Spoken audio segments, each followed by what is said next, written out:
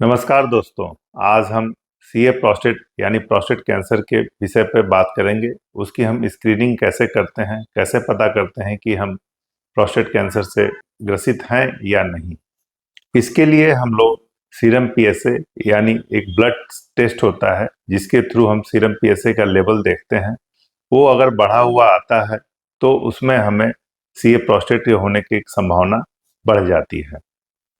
Prostate एक हमारे जो सेक्सुअल ऑर्गन है उसमें इसका योगदान होता है और ये सीरम पीएसए उसी के थ्रू प्रोड्यूस होता है जो हमारे ब्लड में आता है।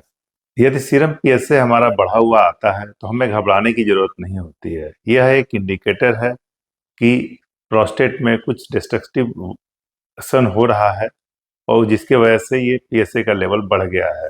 पीएसए का लेवल हमारे एज के साथ जैसे जैसे बढ़ता जाता है उसके साथ बढ़ता है। बेनाइन प्रोस्टेटिक हाइपरप्लेजिया जिसे बीपीएच कहते हैं उन कंडीशन में बढ़ जाता है।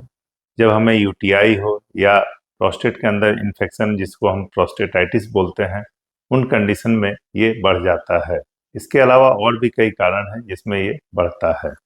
जब सीरम पीएसए बढ़ा हो तो आपको अपने यूरोलॉजिस्ट से मिलना चाहिए और उससे मिल के उसके थ्रू पता करना चाहिए कि क्या कारण है जिसकी वजह से ये सीरम पीएसए बढ़ा हुआ है। यदि आपका सीरम पीएसए बढ़ा हुआ आता है और सब कारणों को हम जब रूल आउट कर लेते हैं, हटा देते हैं और हमें लगता है कि हाँ सस्पिशन है कि आपको सीए प्रोस्टेट हो सकता है तो हम और आगे जांचें करते हैं। जब सीरम पीएसए बढ़ा होता है तब हम पहला जो टेस्ट करते हैं उसमें डिस्टल पर रेक्टल एग्जामिनेशन जिसे डीआरई कहते हैं, जिसमें हम टट्टी के रास्ते से जाके हम प्रोस्टेट को फील करते हैं। यदि यह नॉर्मल आता है या थोड़ा सा फर्मनेस होती है तो हम 3 से 4 हफ्ते की एंटीबायोटिक का कोर्स देते हैं और सीरम पीएसए रिपीट कराते हैं। यदि यह नॉर्मल आ जाता है तो फिर हम केवल दवाओं पे रखते हैं मरीज को, और यदि यह नॉर्मल आता है या डीआरई हम जिसकी उसमें हार्डनेस हमें फील होती है तब हम उस केस में एमपीएमआरआई कराते हैं, जिसके थ्रू हम पता करते हैं कि कोई एबनॉर्मलिटी तो नहीं है प्रोस्टेट के अंदर। एमपीएमआरआई पे हम लोग पायरेट्स देखते हैं जिनमें कि 4 या 5 पायरेट्स आता है तो हाई सस्पिशन होता है कि ये प्रोस्टेट कैंसर हो सकता है। 3 का लेवल जो होता है इक्विवोकल होता है और उससे कम में जो होता है वो बेनाइन टिश्यूज यानी बीपीएच को शो करता है।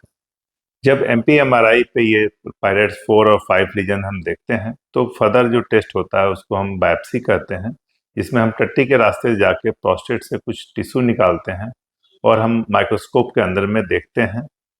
अगर वो बायोप्सी पॉजिटिव आती है तब 100% हम श्योर होते हैं कि ये प्रोस्टेट कैंसर है।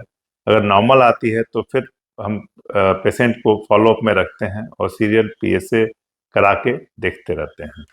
लोगों में आम धारणा है कि बायोप्सी करने से कैंसर फैल जाता है, लेकिन यह एक मिथ है केवल।